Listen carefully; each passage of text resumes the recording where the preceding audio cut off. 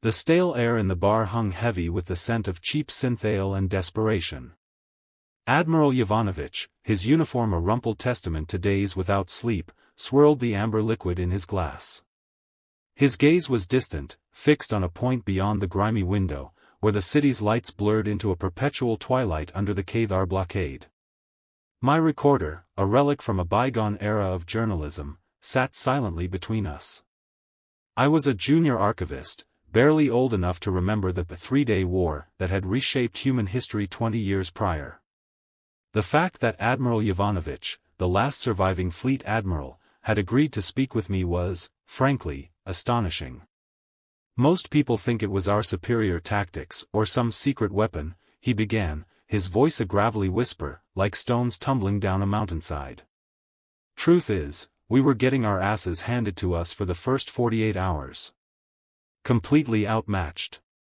The bar around us hummed with the usual evening crowd, but an invisible barrier of reverence had formed around our booth. Everyone knew who Yovanovitch was, even if they were too young to have felt the Cathar's shadow personally. The Cathar Dominion. Their name alone still sent shivers down the spines of those who remembered. Their tech made Earth's best ships look like glorified cargo haulers with pea shooters.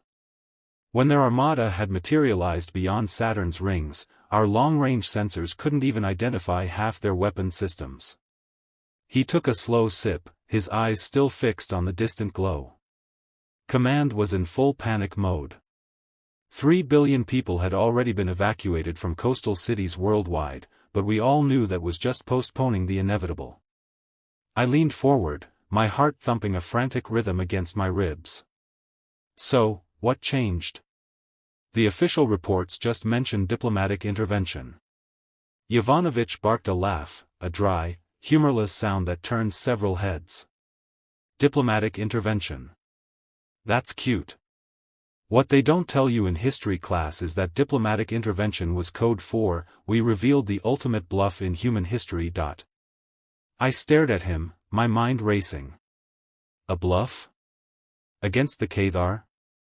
Hours before the declared end of the war, Admiral Yovanovitch stood on the bridge of the UE's Ares, Earth's flagship and currently the only vessel in the fleet that hadn't been crippled or destroyed. His uniform was stained with coolant fluid from when he'd helped seal a breach in the engine room, and he hadn't slept in 36 hours. "Sir, the Cathar command ship is hailing us," Lieutenant Riley reported, her voice steady despite the tremor in her hands. "Put them through." Yovanovitch straightened his posture, knowing full well he looked like hell. Not that it mattered. The Cathar were about to dictate terms of Earth's surrender. The view screen flickered to life, revealing the chitinous, multi-limbed form of High Warlord Xyler. The Universal Translators, a mandatory implant since first contact with the Cathar 3 years ago, would convert the Warlord's guttural clicks into Earth standard. "Admiral Yovanovitch," the alien's voice came through, artificially flat via the translator. "Your resistance has been impressive. Your species has earned the right to surrender with minimal planetary restructuring." Minimal restructuring. Yovanovitch had come to understand that euphemism. It meant only partial terraforming of Earth to suit Cathar biology, merely billions of deaths instead of complete extinction. "Warlord," Yovanovitch replied, choosing his words with agonizing care. "I appreciate your generosity. However, I'm authorized to inform you that if hostilities continue, we will be forced to activate the Antarctic defense system." The bridge crew exchanged confused glances. There was no Antarctic defense system, at least none they'd ever been briefed on. The Cathar warlord's compound eyes flickered with what Yovanovitch had learned to recognize as confusion. "Our intelligence has no record of such a system." "That's rather the point, Warlord," Yovanovitch replied with more confidence than he felt. "It's been Earth's final contingency since before your species achieved space flight." From her station, Lieutenant Riley shot Yovanovitch a questioning look. He ignored it. "Elaborate," the Cathar demanded. Yovanovitch squared his shoulders. "I'm not authorized to provide technical specifications. I can tell you it's a planetary-scale defensive measure that would make Earth undesirable for conquest.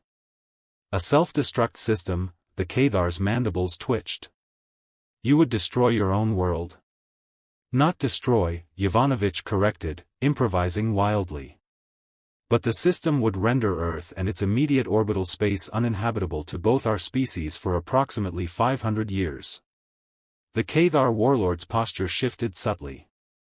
This claim is difficult to verify. I understand your skepticism, Yovanovitch nodded. I'm transmitting coordinates where you can send a single scout ship. Our defense forces will permit it to enter Earth's atmosphere and conduct non-invasive scans of the facility, he motioned to Riley, who looked utterly baffled. Sir, she whispered. Send these coordinates, he murmured, quickly typing a string of numbers that corresponded to a location in Antarctica he remembered from his academy days, an old research station that had been abandoned decades ago. But sir, there's nothing. Just send them, Lieutenant, he hissed. After a moment's hesitation, she complied. The Cathar warlord's eyes flickered rapidly, presumably reading the transmitted data. We will conduct this verification. Maintain your current position. Any aggressive action will result in immediate planetary bombardment, the transmission cut off. Sir, Riley immediately turned to him. What exactly are you doing? Yovanovitch collapsed into his command chair, exhaustion finally catching up with him. I'm buying us time, Lieutenant. I'm praying that General Theron is as crazy as everyone says. Wait, I interrupted Yovanovitch's story, pulling him back to the present. You were bluffing about a superweapon? The old admiral's eyes twinkled. That's what makes this story so good, kid. I wasn't entirely bluffing. I just didn't know if what I was hinting at actually existed. I frowned. I don't understand. 3 years before the invasion, when the Cathar first made contact, General Theron, head of Earth's Deep Geological Research Division, approached the Security Council with a wild theory. He believed we'd discovered something in Antarctica decades earlier that could potentially serve as leverage against technologically superior species. Something like what? Yovanovitch took another sip of his drink, his gaze once more distant. That's where it gets interesting. See, back in the 2040s, a joint research expedition discovered unusual energy readings 2 miles beneath the Antarctic ice. Whatever they found was classified above top secret. All we knew were rumors, that it wasn't human in origin, and that it predated our civilization by thousands, maybe millions, of years. I felt a chill that had nothing to do with the bar's air conditioning. You're saying we found alien technology before we met actual aliens? That's exactly what I'm saying. Theron theorized that what we found might have belonged to a species the Cathar had encountered before, possibly one they feared. But his ideas were dismissed as wishful thinking by most of military command, until we started losing the war. That is, 36 hours before the end of the war. 36 hours before the end of the war. You did what? General Theron's face on the secure channel was a mask of disbelief, his usually calm demeanor replaced by a flicker of something akin to shock. He was a man who lived in the quiet, frigid depths of Antarctica, surrounded by ice and ancient secrets, far removed from the chaos of orbital warfare. Admiral Yovanovitch, having retreated to his private quarters for this conversation, kept his voice low, the hum of the UE's Ares's damaged life support systems a constant, unsettling backdrop. I implied we had some kind of super weapon in Antarctica, Yovanovitch repeated, his voice raspy with exhaustion. One that would make Earth unconquerable. Based on your theory, General. The one everyone's been calling you crazy for pursuing. Theron, a lean figure with sharp, intelligent eyes that seemed to hold the weight of millennia, didn't seem angry. Instead, a slow, almost imperceptible smile began to spread across his face, a rare sight for the stoic scientist. It was a smile that spoke of vindication, of a lonely conviction finally finding its moment. It was all I could think of, Yovanovitch admitted, running a hand over his stubbled chin. They've destroyed 2/3 of our fleet. We're out of options. And you sent them to the Ellsworth Station coordinates? Theron's voice was barely a whisper, but it carried an undercurrent of profound realization. Yes. It was the only Antarctic location I could remember offhand. Theron's smile widened, a genuine, almost joyful expression now. Yovanovitch, you magnificent bastard. You have no idea what you've done. A sliver of hope, cold and fragile, pierced through Yovanovitch's despair. I'm assuming that means I haven't just doomed humanity by bluffing. Quite the opposite. Theron tapped something on his end of the communication. I'm sending you a file now. Priority Alpha clearance. This is for your eyes only. Yovanovitch's terminal beeped, signaling the receipt of the encrypted document. He opened it, his eyes scanning the dense technical readouts and geological surveys. His brow furrowed, then his eyes widened in disbelief. What am I looking at? The truth about Ellsworth Station, Theron assured him, his voice now laced with a quiet intensity. It wasn't chosen randomly when it was built in the 2030s. It was positioned directly above what we've been calling Anomaly Zero. Yovanovitch quickly scanned further, his gaze fixed on the schematics and energy signatures. This can't be real. Oh, it's real, Theron said, a hint of triumph in his voice. The energy signature we detected is unlike anything produced by known physics. And the structure containing it, well, the dating puts it at roughly 300 million years old. Before the dinosaurs, Yovanovitch murmured, the words barely audible. Long before. Whatever built it wasn't from Earth. And based on the symbols we've partially decoded, we believe it was a weapon, or at least a deterrent, designed to be found by species achieving interstellar travel. Yovanovitch looked up from the document, his mind struggling to process the implications. Does it actually work? Theron's expression sobered. We don't know. We've never dared activate it. The power requirements alone would drain half the planet's energy grid. But here's where your bluff gets interesting. The Cathar might recognize what it is. How would they? Because, Theron said slowly, his voice dropping to a near whisper, we think whoever built this thing did so to stop something that was systematically conquering worlds. Our xenolinguists believe the symbols translate roughly to containment, imprisonment, and most interestingly, hunter of hunters.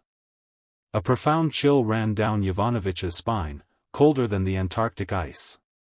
You think it was built to stop something like the Cathar, or whatever the Cathar fear most in the galaxy? Theron leaned closer to the camera, his eyes burning with a fierce, desperate hope. Yovanovitch, I need you to keep this bluff going. I've already dispatched Colonel Dax and his team to Ellsworth. They're to make the site look as imposing and active as possible, without actually touching the anomaly. If I'm right, the mere existence of this facility might be enough to make them reconsider this invasion. And if you're wrong? Yovanovitch asked, the question hanging heavy in the air. Theron's expression hardened, a grim determination settling on his features. Then I'll meet you in whatever afterlife you believe in, because we're all about to find out if this thing works after all. Meanwhile, deep within the Antarctic ice, Colonel Dax, a man of action and few words, received his orders. He was skeptical, as always, of anything that smacked of ancient alien tech, but Yovanovitch's desperate plea had been clear. His team, a hardened unit of Special Forces engineers, began the arduous task of transforming the long-abandoned Ellsworth Station. They deployed dummy energy conduits, erected imposing, non-functional sensor arrays, and activated every available light and alarm system, creating an illusion of a highly active, highly dangerous defense facility. Dax knew it was a long shot, a desperate gamble, but as the Cathar scout ship began its descent through Earth's atmosphere, he knew it was the only shot they had. The Cathar scout ship, a sleek, obsidian dart against the pale blue of Earth's atmosphere, began its cautious descent. Inside, Commander Xylos, a Cathar of meticulous precision and analytical thought, reviewed the transmitted coordinates. His multifaceted eyes, usually devoid of overt emotion, held a flicker of unease. The humans, a species the Dominion had deemed primitive, had presented a claim of an ancient, planetary defense system. It was audacious, almost laughable, yet the energy signatures detected from orbit, however faint, were anomalous. Warlord Xyler, despite his ruthless efficiency, had ordered verification. Approach vector confirmed, Commander, a subordinate chirped, her vocalizer a series of rapid clicks. Ellsworth Station visible on long-range scanners. Energy readings fluctuating, but stable. Xylos grunted, a sound of acknowledgement. Maintain passive scans. No active probing. We are guests, for now. The irony of the statement was not lost on him. They were conquerors, yet here they were, adhering to human terms, driven by a sliver of doubt. As the scout ship drew closer, the Antarctic landscape unfolded beneath them, a vast, white expanse, broken only by the occasional jagged peaks of ice-covered mountains. Then, the Ellsworth Station appeared, a cluster of buildings that, even from orbit, seemed to hum with a strange, artificial energy. Colonel Dax's team had done their work well. Dummy conduits snaked across the ice, leading to an imposing, newly erected sensor array that pulsed with ersatz power. Lights, too bright for a research station, blazed from every window, giving the facility an almost theatrical air of activity. Energy output is significant, Commander, the subordinate reported, a hint of surprise in her voice. Far exceeding any known human power source for a facility of this size. Xylos zoomed in on the main structure. It was old, clearly, but the illusion of a recently activated, highly complex system was convincing. Continue non-invasive scans. Focus on the subterranean anomaly. I want a full spectral analysis, and gravimetric readings. Meanwhile, thousands of miles away, in a dimly lit, heavily secured research facility, Dr. Elias Thorne hunched over a holographic display. A xenolinguist of unparalleled skill, Thorne had dedicated his life to deciphering the ancient symbols found at Anomaly Zero. General Theron had given him a new, urgent directive: accelerate the decoding, specifically focusing on any warnings or deterrents. The Cathar scout is entering Antarctic airspace, Doctor, a technician announced, his voice hushed. Thorne barely registered it, his mind consumed by the intricate patterns on the display. The symbols, etched into the alien structure, were maddeningly complex, a language unlike any he had ever encountered. For years, they had yielded only fragmented phrases: ancient, power, sleep, but the urgency of the situation, the very fate of humanity, seemed to sharpen his focus. He traced a particularly ornate glyph with a gloved finger. It was a recurring motif, always appearing near symbols that hinted at passage or arrival. Suddenly, a new interpretation clicked into place, a chilling revelation that sent a jolt through him. Wait, Thorne whispered, his voice cracking with excitement and dread. The Hunter of Hunters, it's not just a description. It's a warning. The technician looked at him, puzzled. A warning, sir? Yes, Thorne practically shouted, his eyes wide. This structure, it's not just a deterrent. It's a prison. A containment unit for something far more dangerous than the Cathar. And the Hunter of Hunters, it refers to them. The Cathar. It's a message from the builders of this thing, a message to whatever they contained. It's saying, we've caught your hunters. Back in the Cathar scout ship, Commander Xylos watched the data stream from his scans. The subterranean anomaly was immense, far larger than initially estimated. It was a perfect, geometric structure, impossibly ancient, radiating a stable, yet potent, energy signature. It wasn't a self-destruct mechanism, not in the way they understood it. It was something else entirely. The gravimetric readings were particularly disturbing. The mass of the object defied known physics. Commander, the energy readings, they're consistent with a containment field, the subordinate reported, her clicks now laced with genuine fear. And the structural integrity, it's beyond anything in our databases. It would take a planetary-scale bombardment to even scratch the surface. Xylos's compound eyes narrowed. A containment field. And the humans' claim of Hunter of Hunters from their initial contact reports, dismissed as primitive bravado, suddenly resonated with a terrifying new meaning. What if this wasn't a weapon against the Cathar, but a warning about something else? Something the Cathar themselves might have encountered in their vast, conquering history? The thought sent a cold dread through his chitinous form. The humans, in their desperation, had stumbled upon a truth far more profound, and far more dangerous, than a simple superweapon. High Warlord Xylar, Supreme Commander of the Cathar Dominion, paced the command deck of his flagship, the Iron Maw. His chitinous legs clicked rhythmically against the metallic floor, a sound of barely contained agitation. Beside him, Advisor Mocker, his chief strategist, stood stoically, his own multifaceted eyes fixed on the holographic display that projected the data from Commander Xylos's scout mission. The air in the command center, usually thick with the scent of ozone and triumph, was now laced with a subtle, unsettling tension. "Explain this again, Commander Xylos," Xylar rumbled, his voice a low growl that vibrated through the deck. The scout commander, still aboard his ship in Earth's orbit, appeared as a smaller hologram, his posture rigid. "High Warlord," Xylos began, his vocalizer emitting precise clicks. "The subterranean anomaly beneath Ellsworth Station is not a weapon as we understand it. Its energy signature is consistent with a containment field of immense power. Its structural integrity defies all known Cathar engineering principles. Our gravimetric scans indicate a mass that is impossible for its apparent volume." Mocker, ever the pragmatist, interjected. "Impossible, Commander? Or merely beyond our current understanding?" "Both, Advisor," Xylos replied without hesitation. "The energy output alone, if fully weaponized, would render Earth uninhabitable for millennia, as the humans claimed. But it does not appear to be designed for offensive action. It is a prison." A collective murmur rippled through the Cathar officers on the command deck. "A prison? For what?" Xylar stopped pacing, his compound eyes narrowing to slits.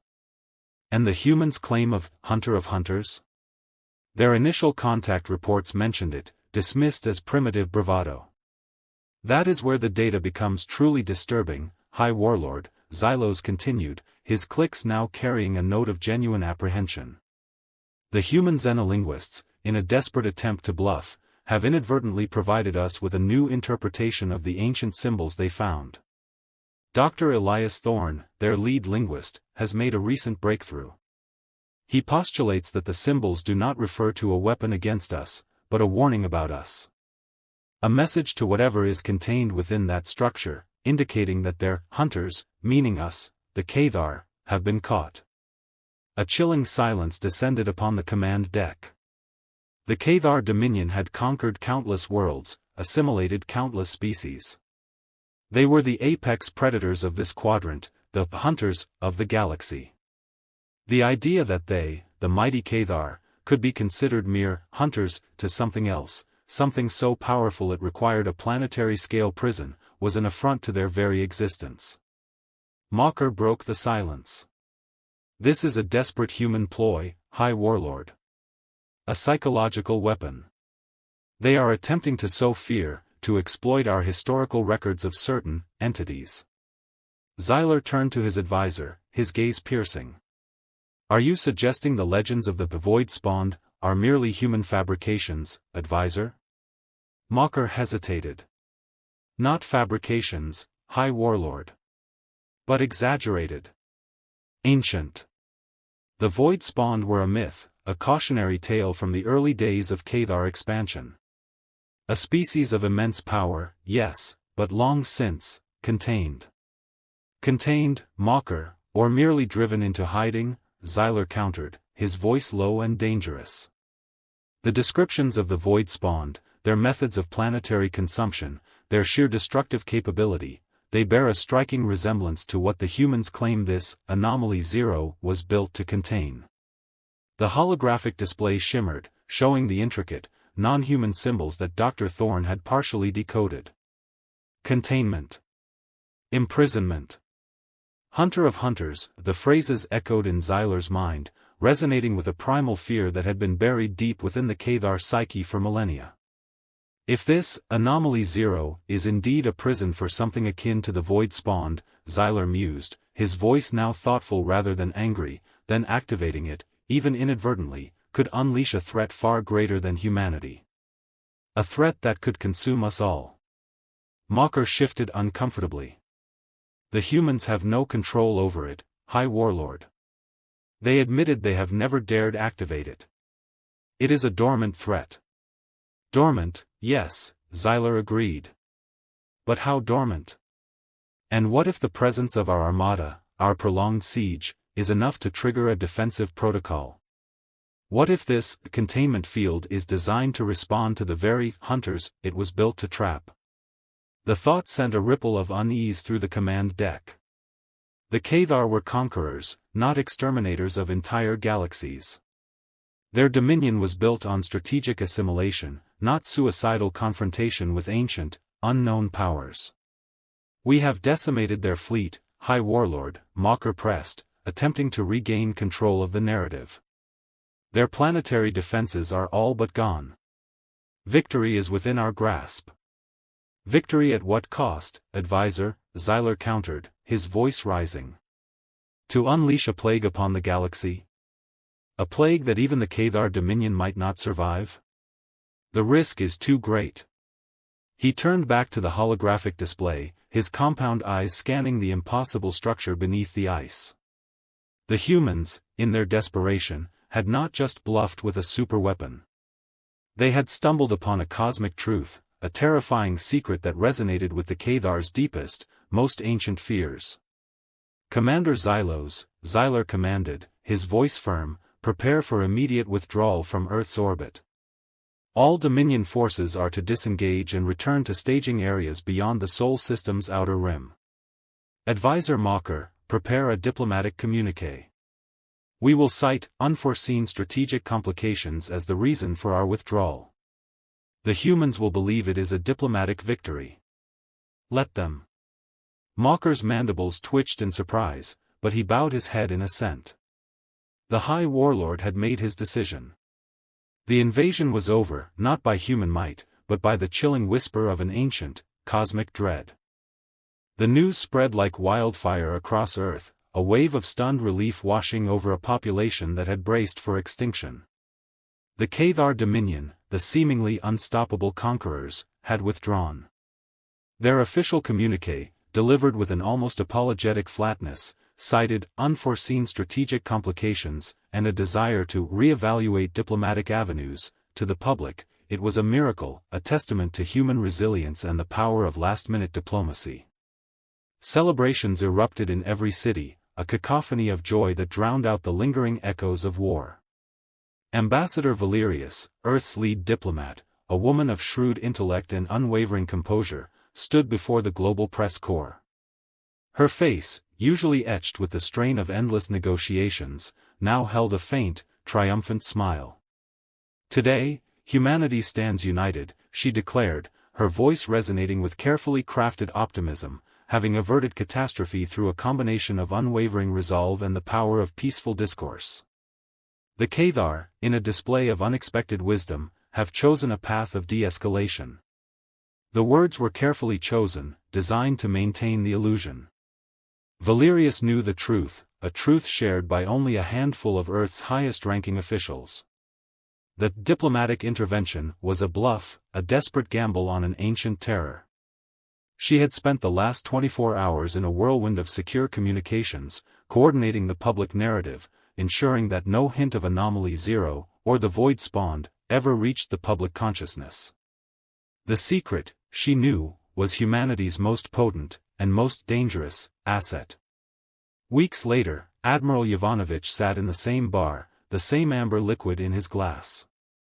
The atmosphere was lighter now, filled with laughter and the clinking of celebratory toasts.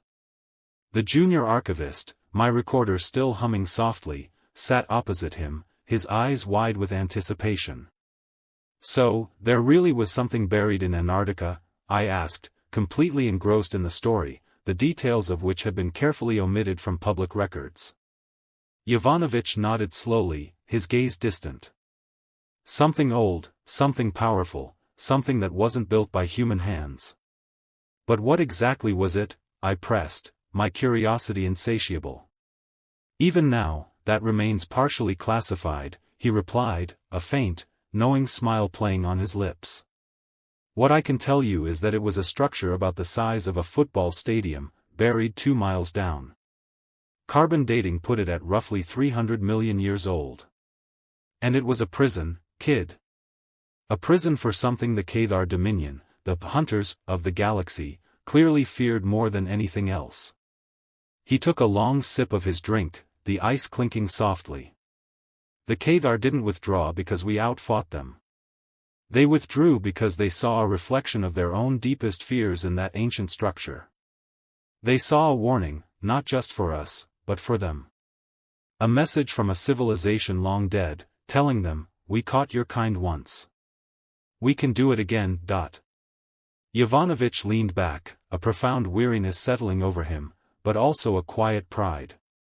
"We didn't win a war, kid. We won a staring contest with a cosmic horror. And the prize was our planet." The mystery of Anomaly Zero remained, a silent sentinel beneath the ice, its true capabilities still untested, its purpose a chilling testament to powers beyond human comprehension.